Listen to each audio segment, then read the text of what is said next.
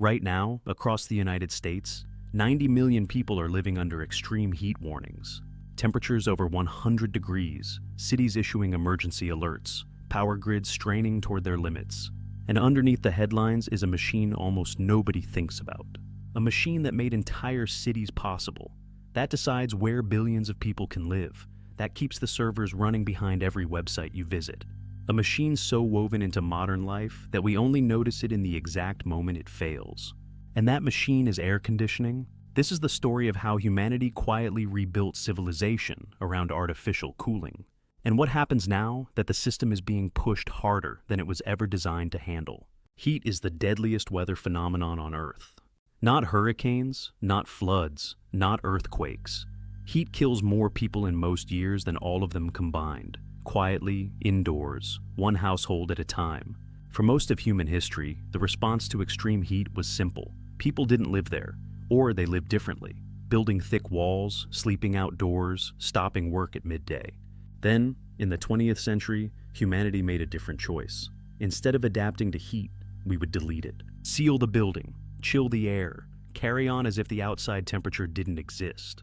That choice, repeated billions of times in every hot city on Earth, reshaped where humans live, how economies grow, and what modern life physically depends on. And it created a dependency so complete that most people no longer recognize it as a dependency at all. Here is the scale of what that choice produced. Phoenix, Arizona. A metropolitan area of nearly 5 million people, in a desert where summer temperatures regularly exceed 45 degrees Celsius.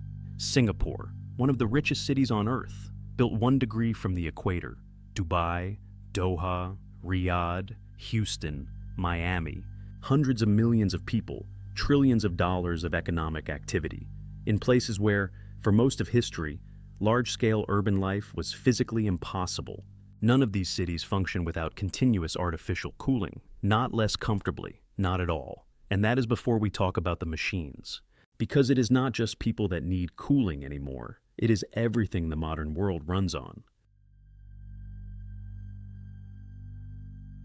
The story starts, like many transformative inventions, with a completely different problem. In 1902, a printing company in Brooklyn had an issue. Humidity was warping its paper and smearing its ink. A young engineer named Willis Carrier designed a machine to control the moisture in the air. Cooling the room was almost a side effect. Nobody in that building believed they were changing the shape of human civilization. For decades, air conditioning remained a novelty, a luxury for cinemas and department stores, which advertised cool air the way they advertised the products inside. The transformation began when it entered 2 places, the office and the home. In the United States, affordable home air conditioning triggered one of the largest internal migrations in the country's history. Between the 1960s and today, the American population shifted decisively toward the Sun Belt. Arizona, Texas, Florida, Nevada. Regions that had been sparsely populated backwaters became the fastest-growing metropolitan areas in the nation. That migration was not driven by policy or ideology. It was driven by a machine that made the summer survivable. Globally, the effect was even more dramatic. The founding Prime Minister of Singapore, Kuan Yew, was once asked to name the most important invention of the 20th century. He did not say the computer. He did not say the aeroplane. He said air conditioning, because it made development possible in the tropics. It allowed offices, factories, and schools in equatorial heat to match the productivity of temperate nations for the first time in history. Entire economic miracles were built on top of that machine. Cooling did not just make hot places comfortable, it redrew the economic map of the world. In the 21st century, the dependency acquired a second layer, one almost nobody outside the industry thinks about. Computers hate heat. Every server, every processor, every chip generates heat as it works. Push the temperature too high, and performance degrades, errors multiply, and hardware fails. Which means the entire digital world, every website, every bank transaction, every AI model, every video you have ever streamed, depends on continuous industrial cooling. A modern hyperscale data center can spend 30 to 40% of its entire energy consumption not on computing, but on removing the heat that computing creates. The AI boom has made this dramatically worse. AI chips run hotter and denser than anything before them. The newest AI data centers are being engineered around exotic liquid cooling systems. And the dependency runs deeper than the digital world. Hospitals cannot function without climate control. Operating theaters, medicine storage, intensive care, vaccines and medications require an unbroken cold chain from factory to patient. Food supply chains depend on refrigerated warehouses, trucks, and shipping containers. Modern civilization is not a warm-blooded system that enjoys cooling. It is a system that requires cooling to exist for its people, its food, its medicine, and its machines. And all of that cooling has one thing in common. It runs on electricity. And here is where the system turns on itself. Air conditioning consumes enormous amounts of electricity, and its demand arrives all at once. On the hottest day of the year, in a hot city, cooling can account for the majority of the entire electrical load. Every unit switches on together, in the same hours, across millions of buildings. Grids are engineered around that single afternoon. The peak of the peak. But the peaks are getting higher. The heat waves are getting longer. The cities are getting bigger. And now, the data centers are competing for the same power. The machine that made the heat survivable is straining the system it depends on. At the exact moment, the heat is arriving harder than ever.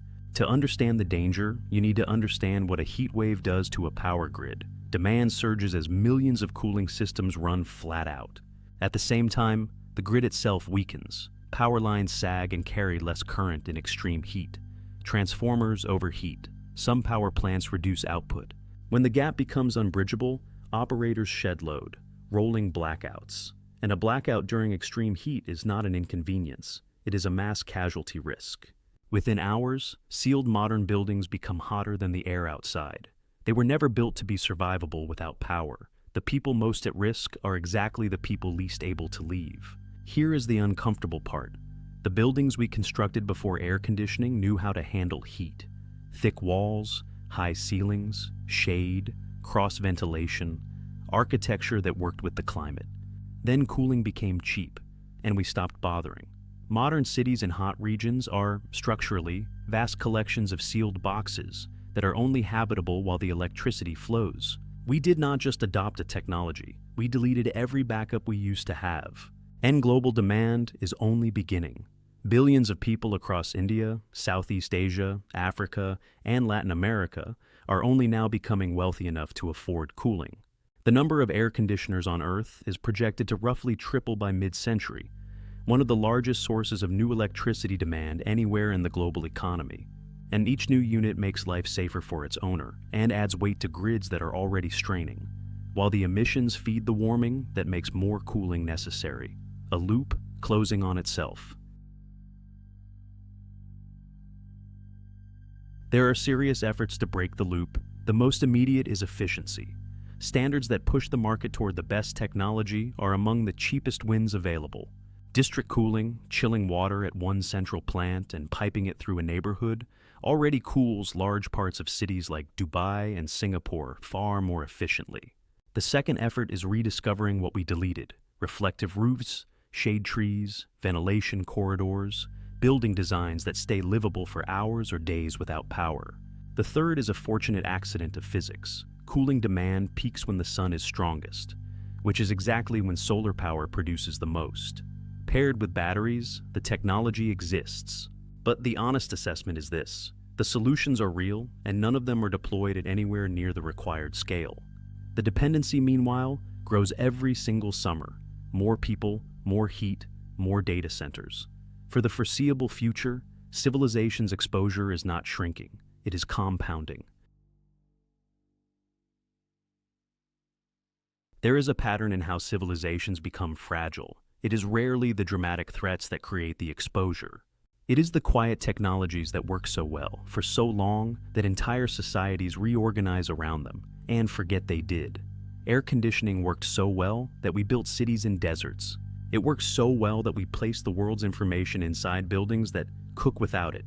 It works so well that we demolished every architectural defense against heat. The measure of a dependency is not how often you think about it. It is what happens when it stops. Somewhere near you right now, a compressor is humming. In your wall, on a rooftop, in a data center you will never see. Billions of these machines running continuously, holding back the heat from people, from food, from medicine, from the servers running the modern world. Civilization made a bet that the hum would never stop. Cities in deserts, economies on the equator, intelligence itself, housed in buildings that fail without cooling.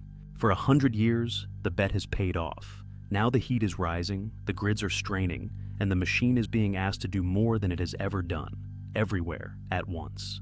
That is a very different kind of power.